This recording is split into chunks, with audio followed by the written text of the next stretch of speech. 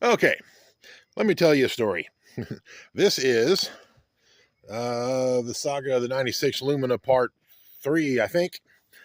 Um, if you want to know the rest of the story or all the story of everything that has led to this point, you can watch the previous videos.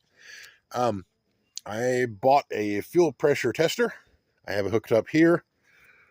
It's awfully close to this uh, accessory belt, and there isn't anything I can do about that. I'll just try and position it so the belt doesn't rub. Mosquitoes are all over, so I think this is going to be a short video because I want to go inside before they start chewing on me. So far, they're leaving me alone. I don't know why. I don't know. Maybe I don't taste good and they're just not hungry enough. I'm not sure.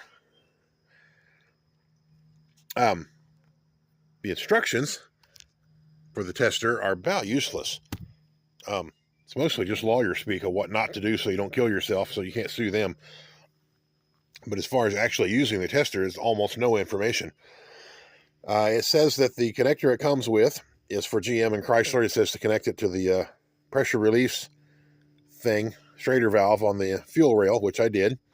It comes with it comes with an adapter for Ford, so I guess Fords are different. So it says to start the engine and see how much pressure you get. This is the pressure release thing.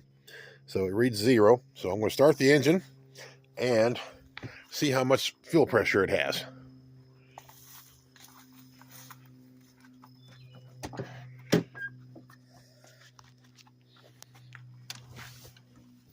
Okay. Oh, shit. Keys in my pocket.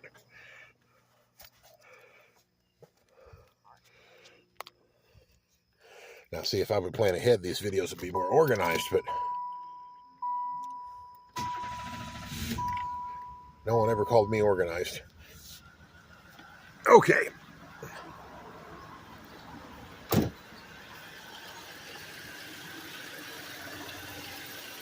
right, first thing, I want to make sure this hose is not getting chewed up. It seems okay. Pressure, 35 pounds is what we have. Now, according to the instructions or the information I found online, this car should have 41 to 49 psi fuel pressure. That says 35. Also, it says, let me find it. This right here is the fuel pressure regulator. That's one I got from a salvage yard, so I don't know for sure that it works well. I think it does, because this car used to be really hard to start, even more so than it is now. And although this time it started right up, normally it doesn't. After I replaced this pressure regulator, it's got easier to start. So I think it's okay. Anyway, supposedly if you disconnect the vacuum line from the pressure regulator, pressure should increase around 5 psi if it's a good regulator. And look at that, 41 psi. All right, so that makes me think the regulator is good.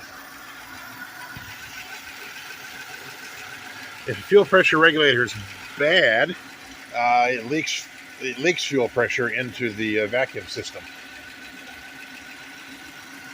All right, so let me look here again.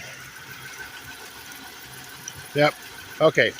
So I have 35 psi fuel pressure, so that's low, but not catastrophically low. I was planning to change the fuel filter tonight. It's on the driver's side of the car, underneath, about where the B-pillar is, somewhere along in there. But freaking mosquitoes are everywhere, so I don't think I'm going to mess with the fuel filter tonight. I'm going to wait and do that tomorrow or the next day. So that'll be it for this video. There's a previous video I made before I started this series, and it was about the fuse box right here. I was changing some fuses and showing you where they are. I'm going to rename that video and make it part of this series. So if you see a video about fuses and it appears to be out of order, like it doesn't belong to the series, that's why. That's because it actually isn't part of the series. It's just an older video that I decided to add. Anyway, the next video I think is going to be changing the filter, and then I'll test the fuel pressure again because I want to see if changing the filter made a difference. And after that, I was going to change the pressure regulator, but it appears to be okay. So I guess they won't. I found some information online from an auto mechanic, and he said that if a fuel filter shorts out, that can cause this problem that I'm having as well, the hard starting, and where it will start and then die. You know, and sometimes it starts right up, and other times you crank it over and over and over again, and all it does is start and die over and over. But if you cycle the fuel pump multiple times to build pressure, then it will start. That could be caused by a shorted out fuel injector, especially if the injector is stuck open and just spraying constantly, because that bleeds off pressure. It makes it hard to start the engine.